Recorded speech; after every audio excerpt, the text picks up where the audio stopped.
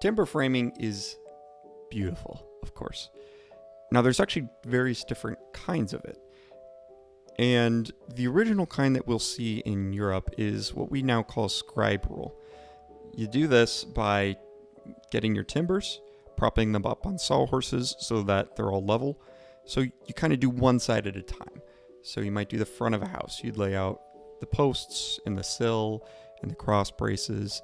You get the pieces where you want them and you strike lines between the various different braces and posts. And once you have your lines set, that tells you where the tenons are going to go and mortises are going to go, sockets to receive those tenons.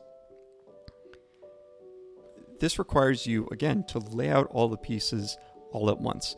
So before you begin cutting, there's already a prefigurement of togetherness. There's already a relationship between the pieces that has been established. The various different component parts of the frame are conceived in relationship to one another. Now, the dominant form of timber framing that we see in America, and maybe even around the world at this point, is what we call square rule. Now, square rule takes a very different approach from the conception, although it still borrows a lot of the same methods of execution. You've got mortises, you got tenons, we got sockets, you got all the same style of joints. Difference is how the parts are conceived. In square rule framing, of course, you begin with a blueprint, a general idea of how the whole structure is going to come together. But then you immediately start making individual components from that blueprint. You don't do that in Scribe. In Scribe, you might have a blueprint, but you still have to put all the pieces, the raw pieces, out in relationship to each other before you can even begin marking them up. In Square, we do that completely differently. We just begin marking up the pieces individually. So the conception of these individual pieces comprising the frame is done maybe on a blueprint in which they are simply an idea, but when it actually comes time to form the raw material, that is done individualistically.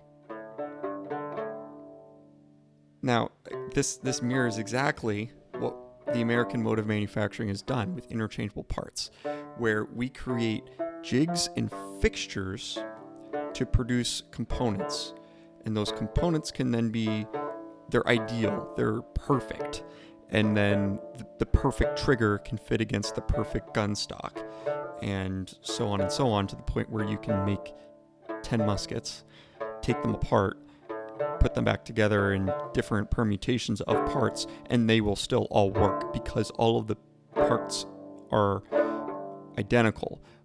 But even higher than that, it's because they are conceived first from a blueprint and then immediately gone to material. The same idea with square rule timber framing. Now, this is a powerful idea because you don't have to do the layout. You don't have to lay all the pieces out before you can start cutting them. You can also just go straight from blueprint to pieces, which means that you can hand a dozen different people a blueprint and they can start making pieces from that blueprint. So this forms the basis of modern industrial manufacturing. The idea that you can make individual pieces and then put them together. This doesn't register on the idea of a craftsman if you were to go back 1,000 years. You would make a piece and you would fit another piece to that piece and you'd fit another piece to that piece. And everything has to be fit together piece by piece by piece, always in relationship. This modern way gives us an ability to do something which is very alien to that craftsman 1,000 years ago. What we can now do is we can lock a worker up in a cell, sometimes literally, with the blueprint and raw material and tools and tell them, make this part, and we can do the same thing to another worker in another cell with raw materials and tools and say, make this part on down the line to 100 different workers and cells, and they'll go ahead and make their part, and then they'll all come together and they'll actually work. because there's this orchestrating blueprint that has enough detail on how the individual pieces are going to exist and resultingly how they're going to relate to each other. It's an incredible amount of control from the outset. It's top-down control. That is what the modern manufacturing method is. That is what's going on in square rule timber framing, actually, as opposed to scribe rule. Now, the way that we treat the material world around us, the way that we produce things from raw material, it's very formative on just how we approach the world. And so it's also formative on how we approach our fellow man. How we interact with raw material shapes how we interact with our fellow man. That is why our manufacturing should be the same expression of love that we are to have towards our fellow man, or at least the prefigurement of it. Because how we love through our manufacturing, how we love the raw materials that we are given, that's the practice for when we actually are to love our fellow man. And of course, many times, the way that we love our fellow man is by producing things for him. And we have to produce these things out of love, not out of fear, but actual deep love, which is concerned for a person's well-being and their final purpose. And their final purpose is communion with God, right?